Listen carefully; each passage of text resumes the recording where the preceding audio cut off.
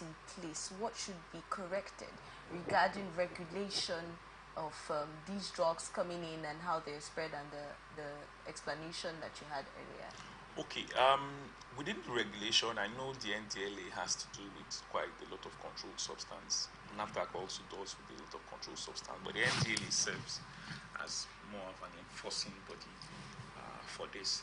Now, a lot of the leaks for the substance that are actually picked up in some of the studies, because there are quite a lot of substances, quite a lot. Now, some of them, in terms of prevalence of use or prevalence of addiction, have maybe like a 0.00, so very insignificant. Okay. And then we're looking at, and I'm going to try to explain let's say, for example, cannabis. Now, cannabis might enjoy a sizable portion of this.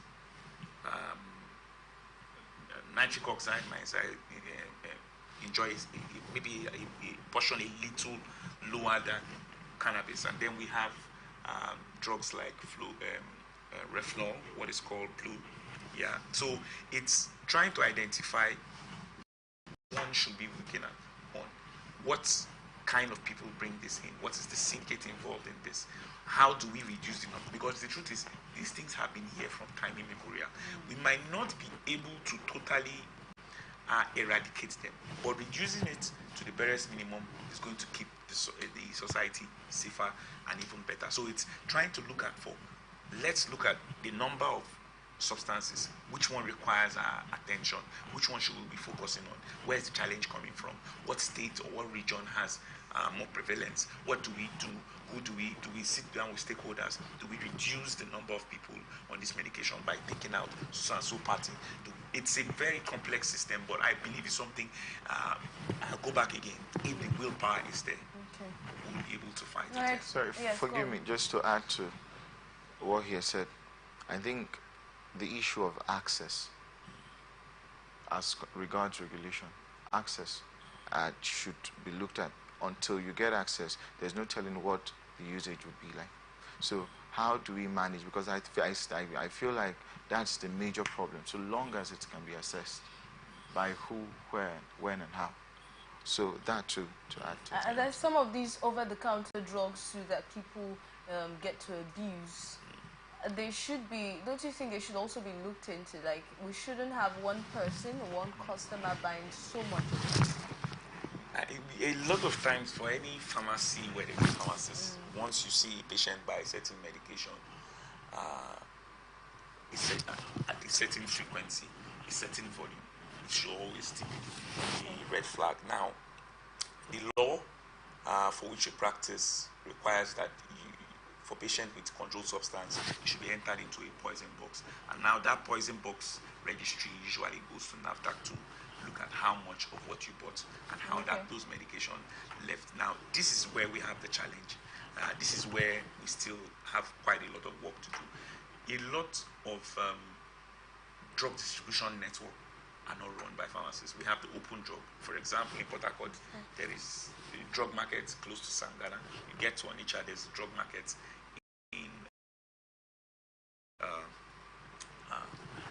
the Niger Bridge. Now, when you can't get these people under an umbrella body where somebody says this is what we will do, this is what we will not do, it becomes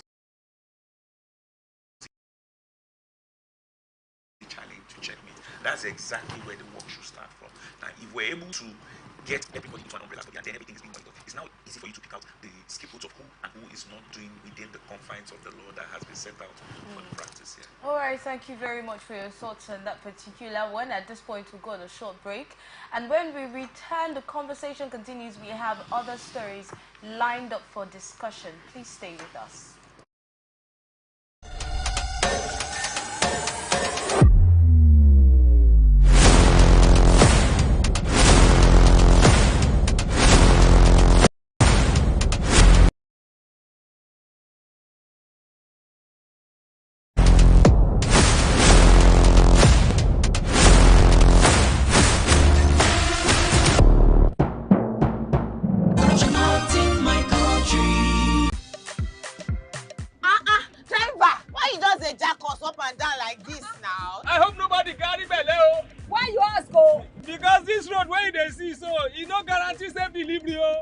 We just dey vote for government, but we not get good governance. At all. Roads so no dey, light outside.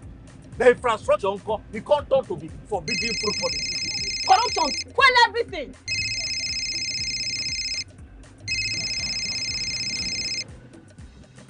Hello? Hello, madam. Good afternoon. Good afternoon. My name is Mrs. Ayeni. I am calling from the Ministry of Humanitarian Affairs. Okay. Okay, I've been expecting your call. Madam, remove this your phone from loudspeaker. No vex. Now my phone be like that. Hello? Are you there? I hear, I'm hearing you. Yes. We saw a copy of your invoice for computers, printers, and laptops. Yes. Are you working on them now? Ma, the prices you quoted are way too high now. Madam, sorry, please don't cost. We found the laptop you said is 1.8 million naira for 600,000 naira. Hello? Now my body network there. I can't hear you. Network is bad. Madam, we can hear you. Continue. Hello, I can't hear you. I will call you back. Their behavior not good now. Madam, now this kind behavior they kill our country. You suppose do things differently, make Nigeria for better. Corruption not in my country. This message is brought to you by the Akin Fadehi Foundation, the MacArthur Foundation, and with broadcast support from Atlantic Television Network.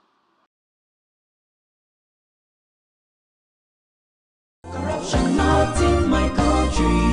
I don't get a lot. Boy, they won't booga me small. They say, man, give them bribe. I say, nothing. Okay, now, we'll go block later.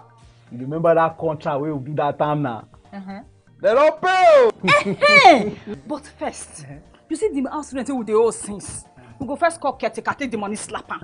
Beg, see, you know, say I get annual levy why they pay for club. Where me and boys they shark beer in our house, I could pay that one. You remember say me and tell you I go buy you motor. I go buy now. Okay, they pay you money now. We don't they beg caretaker? Why would they beg landlord, old man, and they agree give us time? Money can't come now. You won't divert time. You said na corruption. Corruption, not in my house and not in my country. Sure? Sure. Corruption not in my country. This message is brought to you by the Akin Fadehi Foundation, the MacArthur Foundation, and with broadcast support from Atlantic Television Network. Corruption not in my country. Kasali, I hope so my car don't ready. I get interview in 30 minutes. Okay, you not ready. I just the last minute instruction where you give me yesterday. Now in the cause more delay. Which instruction? Maybe now you say make I change the meter, make you not read again. Which time I make you change meter? Oh, Kasali, why you do like this now? You don't get sense. You don't read the text message. Nobody I want to send them to. Like Kasali, my electrician, make it come house, call me do my meter so that you don't go to read again. You know electrician? Your electrician? Yes, now. So you call Kasali electrician, make it come help you adjust your meter, make it for no read again, Abi. So you said you want join people where be say they no want they pay NEPA bill again, Abi. Oga, you know good now. You don't you said you don't behave like all these stiff people. Oh, what you change from your motor? What you change from? Full light. Fuel gauge. Speedometer. For what you know, you for come for home my motor. I better identify for me. Okay. Now don't do something we corrupt. And something come backfire. Now go come they find how to dodge them. What you talk? They greet you. Corruption not in my country. This message is brought to you by the Akin Fadehi Foundation, the MacArthur Foundation, and with broadcast support from Atlantic Television Network. Corruption not in my country. What you want to buy? Potato. Small basket. I want plantain. But why your plantain can't hard like this? Madam, now the outside hot. Inside there, it is very soft. Madam, wallahi make her no buy them. Make her show you something. What? What in be this one? Madam, this one now the chemical what they put on for the plantain make her ripe up. So you dey put chemical for plantain where people go chop? Now water, no be chemical. Water. You know say Pela I don't talk and say water and not be enemy. Drink am. Where you collect that water, drink am. I just stop finish. See my belly. After it don't big. I just stop drink water finish. Wait, you drink am now. At the sell plantain, I go come put for chemical because I want to make a ripe co. That's why I talk now corruption. Corruption. Not be for this kaswa, come not be for this country. Now me take Corruption not in my country. This message is brought to you by the Akin Fadehi Foundation, the MacArthur Foundation, and with broadcast support from Atlantic Television Network.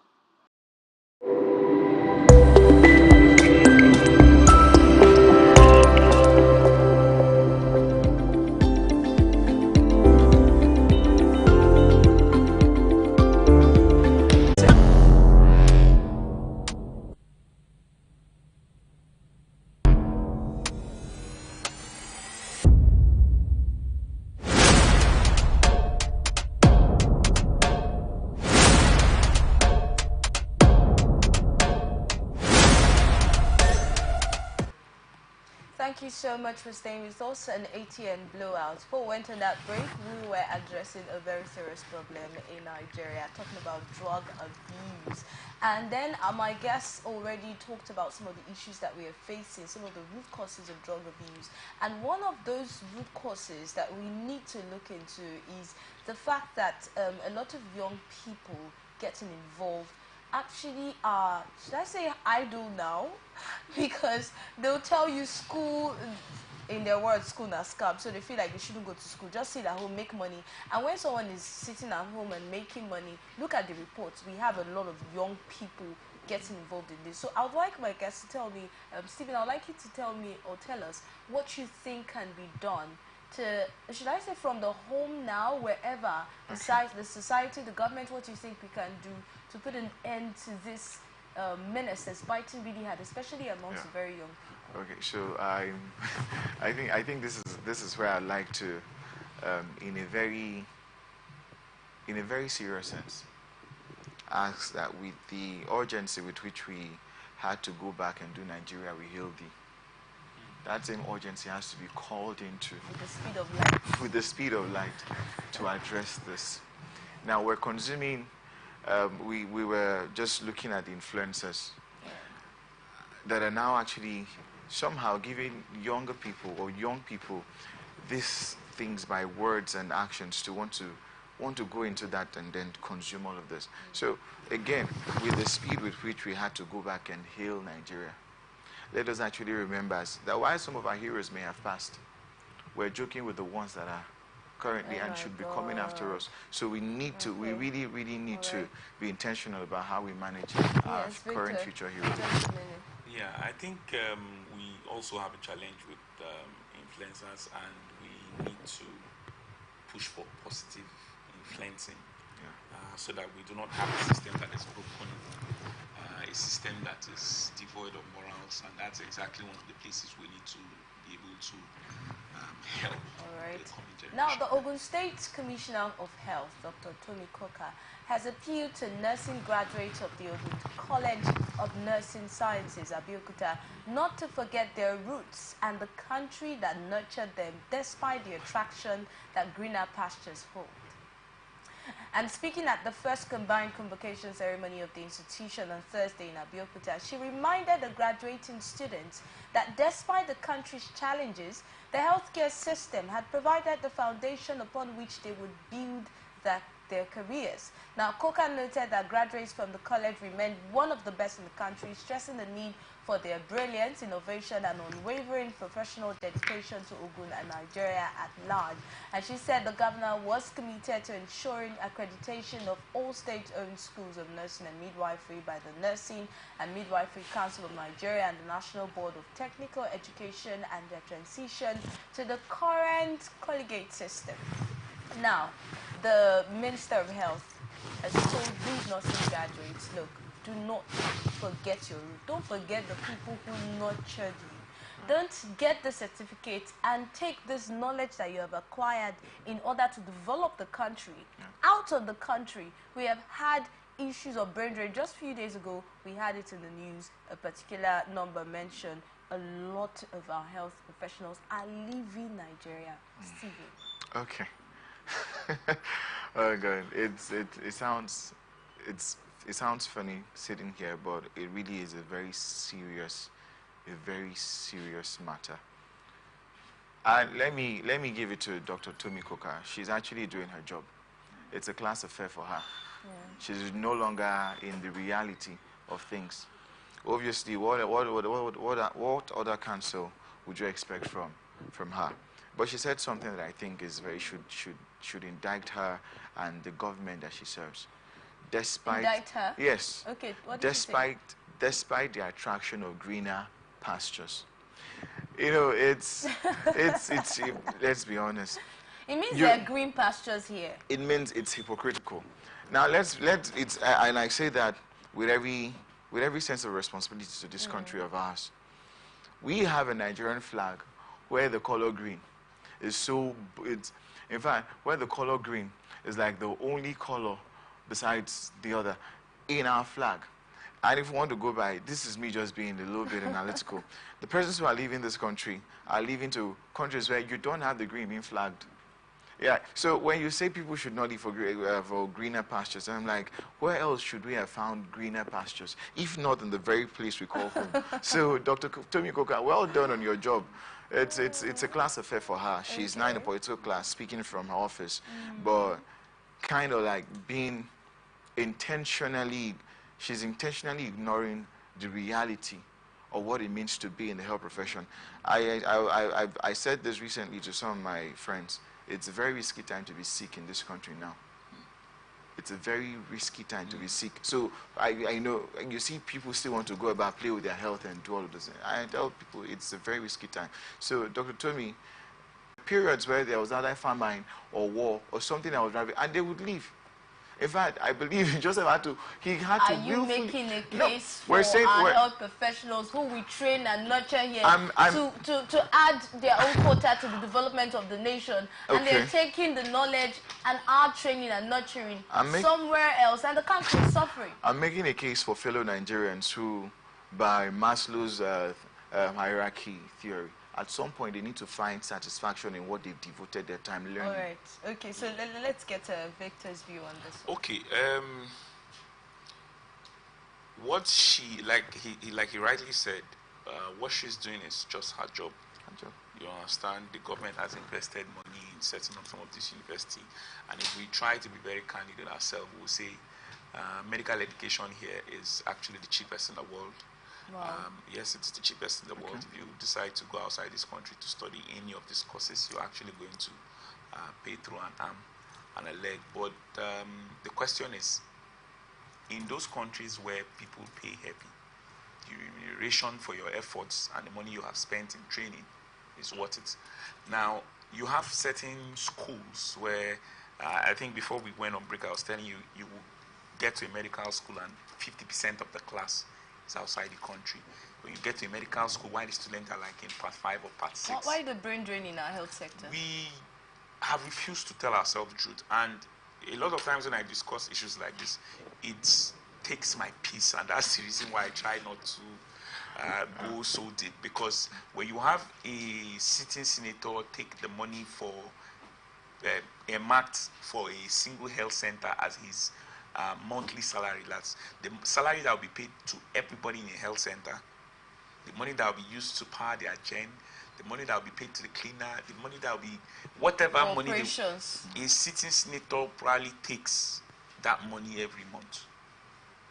A sitting senator, I'm saying you have 30, 40 staffs in a place, they will power their gen. A sitting senator takes that money in a month. So the question is, where are we fixing our priorities? And he said something while he was ending. He said this is the worst time to be sick because the best of us are living. So what we have now, no disrespect to anybody, are almost people who we will have to manage. And then what really helps with healthcare? Or probably people who would like to leave but have not had the opportunity and maybe lack the capacity. Definitely, we will always have good hands. I mean, we have you in Nigeria. Who told you? I might be on my way out.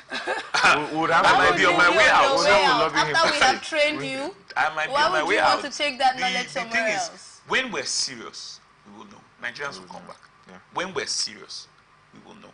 And we're saying serious not just in the sense of paying people what they are worth. We're saying serious in terms of making the right investments. What kind of equipments are there, because the truth is, doctors, nurses, they are like, let me use the word engineers. They're like mechanical engineers or mechanics. They are fascinated when there's a new instrument. They want to see how things will work. So when you're not bringing this thing and we're having systems or things that are as far back as 1980 still being used. Meanwhile, we have, okay, now I'll give you an example. I was talking to a patient yesterday, and he needed medication, and he said, why haven't we talked about this medication? I said, this medication is over 10 years old. They have been using in Scandinavian countries. We're just learning about it now. Thank God people go for conferences outside the country. Now, nobody has painstakingly put in their neck and say, okay, yes, we want the healthcare system to work. All these people who are leaving, let us address the root cause. Talking about them leaving, does it stop these ladies, these nurses? I said ladies because I know you have more ladies graduating. It doesn't stop them from leaving. Now we have our doctors going to Sierra Leone. We have our doctors going. It's that bad that we have doctors going to Sierra Leone, Gambia, because they are being paid in foreign currency. Okay, because they're being paid foreign more than they are they're being paid here. In fact, the thing is, in the hierarchy of healthcare professionals, if there's anything set like that, I think Nigerians occupy within the top 3, top 4 in demand professionals, because imagine people working in a place where there's almost nothing and they are still able to at least maintain a certain level of mortality reduction. We're working with almost nothing and we're getting good results. When you get to a system where everything is available to you, you will always be productive, and that's exactly something we will see. Now, when we talk about finance, Stephen, we have monies that are allocated for health every year, right? And now Victor has mentioned that we have more about, should I say, we have a cake and really old equipments that are outdated. And then one of the reasons these healthcare professionals are leaving is because they're not seeing any innovation here.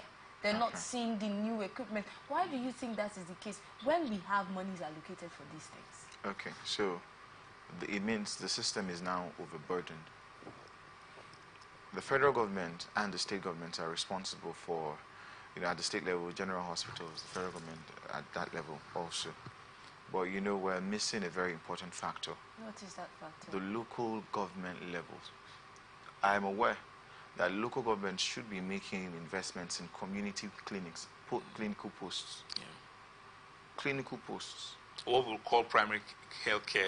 We have as a primary health care. How effective is that? I've taken a tour at one here in Port Harcourt. You get there, you don't find the basics you need to just run a test, because government isn't providing, or the system now isn't providing. I'm not looking at that point. I'm not looking at what the state government isn't doing right. I mean, for crying out loud, it's in a local government. So, what policy is currently in place? Our policies are our issues. No. You always would need policy. But the current policy, my point is that the current policy in place does not allow for whatever amount of money or funds being earmarked, does not allow for it to trickle down even to those primary health care. So we all look towards the likes of the bigger guys, the UPTH, the BMH and all. But prior to getting to that level, I believe that the primary health care should actually, thankfully, I feel, I may be wrong, but I feel they do a whole lot for mothers and babies. They do quite a lot for mothers and babies. But what about for other persons who are not mothers and babies in any way? So there has to be a budget that considers those other aspects. And even for mothers and babies, there are some primary cases that you still need to be referred to the teaching hospital for. Okay. So yes, and in City of Port Harcourt, where we have the mother and child hospital still under lock and key, that tells you a whole lot. It tells you we're not serious. So look, I'm learning now that it's not so much as the amount you have, but what you do with what you currently have. What's the essence of having a facility that isn't functional? Yeah. What is the essence of having?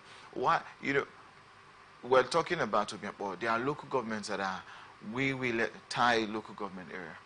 So if you do have an emergency, the distance between having to meet up with the health facility there and all that. These things should be looked at. And then you keep asking, what are the chairmen in those local governments doing where they go for jack meetings and all? It takes nothing to just come up with ideas. It takes... Recently, I'm aware that the NDDC, of course, has been sponsoring, it's more or less for me a PR event, sponsoring free medical and all that. People come up and do their free medical initiatives. And then I keep asking, if you're buoyant enough to want to sponsor free medical, why not set up a system that is more sustainable? Because you do this in the community for that period and then you get out. What happens when there's an emergency? The issue of our equipment being outdated, the issue of doctors and health professionals complaining they're not being paid enough.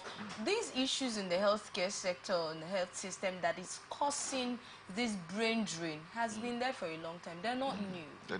They're not new. I think now it's easier for people to make that transition, and when they look at what they are earning versus the work they put in, and then you're listening to your colleagues from Australia, you're listening to your colleagues from Canada, you're listening to your colleagues from the UK, you start asking yourself, what am I doing What here? am I doing here? And if we don't go to the back end and ask ourselves, why do these people even have to ask themselves these questions?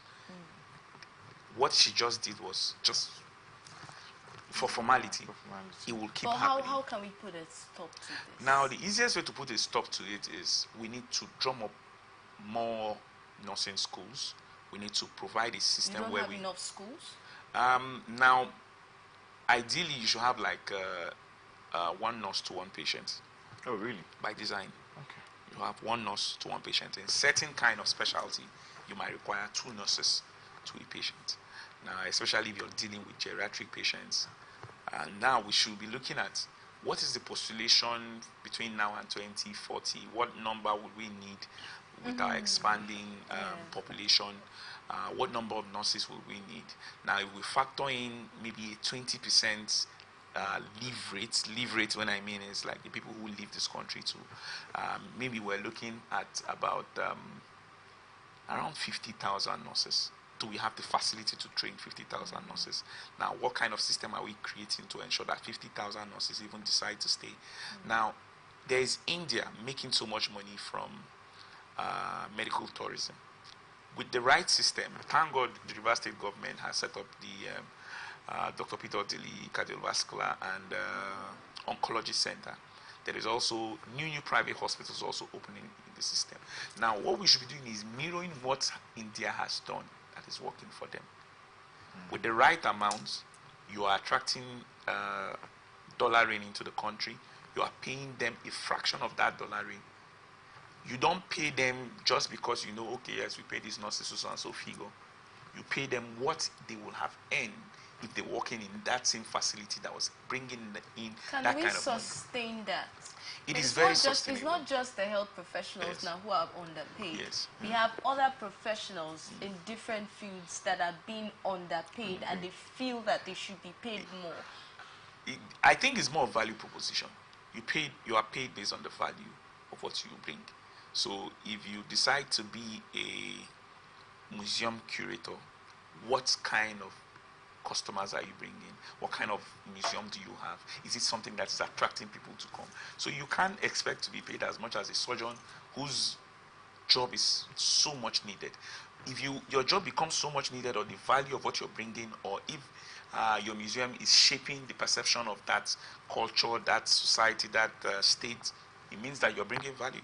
You're paid according to it. This is the idea now. This is the idea.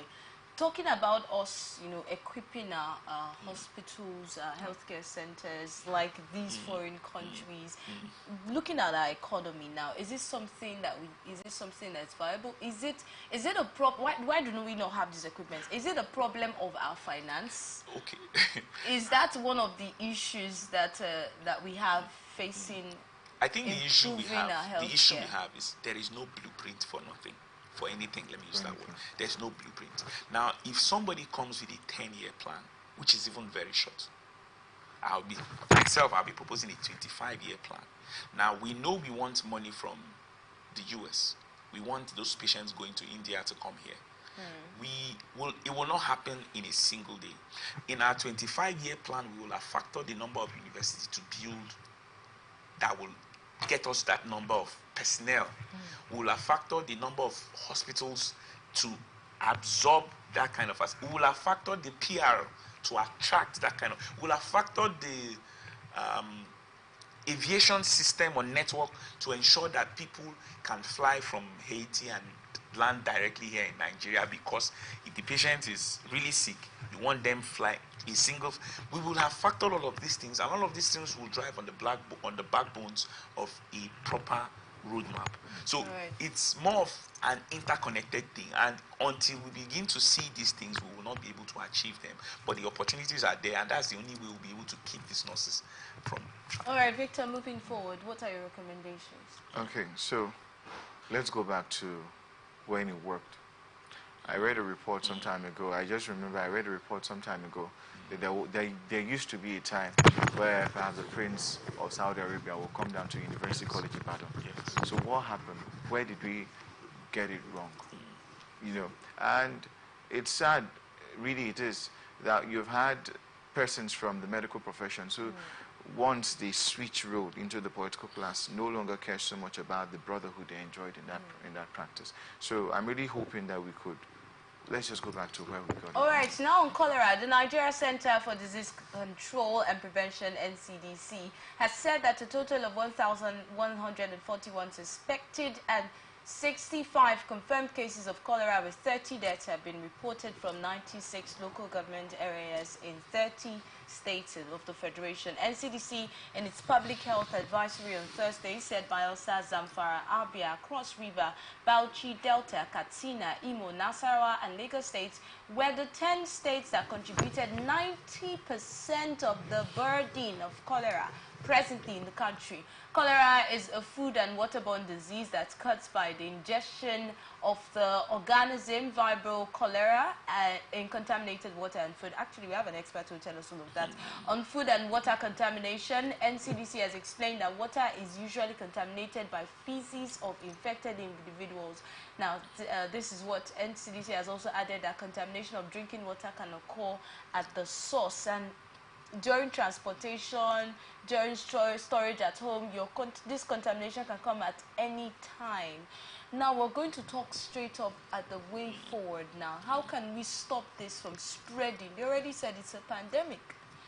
I think there's a campaign called WASH, and basically it has to do with hygiene practices. Now, the terrible thing about cholera caused by Vibrio cholera is the fact that the speed of which it spreads, because once somebody has been infected with it and the person's hands are not properly clean and they have to maybe touch the door handle and you touch the door handle, handshake, and before you know, it gets that. It sends me back to like 2018 Haiti, where we had one of the largest breakouts for cholera, and there were about 800,000 people affected by it, with over 10,000 deaths. So it tells you the speed at which this happens. Now, I on one side, I do not want to question what the data coming from NCDN is, but I believe we are not even doing enough work to be able to get proper data. But let me not say proper data, accurate data. We should also be looking at some of these places in the north that has been ravaged by war, some of these war camps, or trying to find the best words to describe them, that we have, where people are living in communal settings and we can't even trace how the water goes, of which it draws me also back to what happened in Haiti. And they discovered that the infection was refugee camp, a refugee camp. Yeah, they discovered that it was actually from the sewage water had infected, I think, the drinking water within that area. So it's the speed of mortality that this disease can cause. It's also the speed of spreading the disease condition, which is a challenge. And I hope that we're doing quite enough in terms of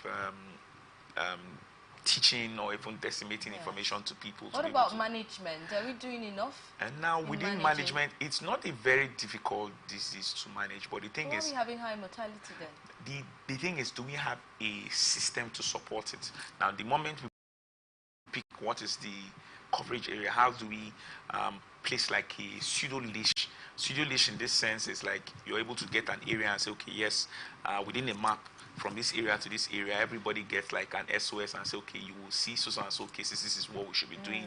And then for government to support, government even gets in some of free medications to some of these facilities to ensure that, yes, prevent the infection or the spread of the infection to patients. It's not a very difficult thing to match an antibiotic and oral rehydration salt, so at least to get the patient rehydrated, because what happens with some of these patients is they get diarrhea, very watery diarrhea, and they get exhausted because you're passing quite a lot of water through the patient's body. But it's about finding better ways to be able to cope this. Thankfully, we are beginning to see quite some sort of innovation. We're sending out information quickly, which is really good, and I'm happy we're discussing this. It means that if we're doing this a bit more faster, we'll be able to prevent, because people become more aware and know that, yes, within this area, within this local in Lagos, within this local in Owerri, this disease has become very prevalent, so it means I should up my hygiene, and it's going to actually help to curb the spread. Okay, I'll come back to you on upping your hygiene. Victor, we are having cases of healthcare professionals leaving, and now cholera is increasing the rate. What do you think the government can do as quick response now? The government should go back to telling itself that we don't want to miss out on actually achieving the SDG goals this time around. It's one of those issues. It's one of those issues. He mentioned water sanitation and hygiene. We need to tell ourselves there's already a global goal. We don't want to be left behind. Right. I mean, of course, we don't want to keep counting negatives. This is a vision we'd like to tell ourselves we'll achieve. All right, in 30 seconds, I'd like you to tell us what we can do to prevent this. I think basically we're doing one of those things, which is thankfully we're here this morning. Yes, the orientation. Now tell people what they can do to protect themselves. Basically, just increase your hygiene. Wash. That's the acronym for it. Okay. Wash. So it's tell somebody to tell somebody. Let wash people your hands. Yeah. Before, after eating. After eating, make sure you're prepping food away from places where there are feces or anything of that sort. And that's basically Thank you so much, Victor, for joining us today on the show. Thank you so much, Stephen, for your time. We appreciate you, Victor Okafor and Stephen Okocha. Thank you so much. I'm Enidoye Jackson. This is where we get to wrap it up on this episode of Blowout. Don't forget to follow us up on our social media handles on Facebook and YouTube at Atlantic Television Network, on Instagram and TikTok at Atlantic Net TV Network 1, on X at Atlantic TV Net. And watch us live on our website at www.atlanticnetwork.tv. Remember that peace and unity are the pathways to progress. Thank you once again for watching. I am Enidoye Jackson. Coming up next is Open Conversation. Please stay with us.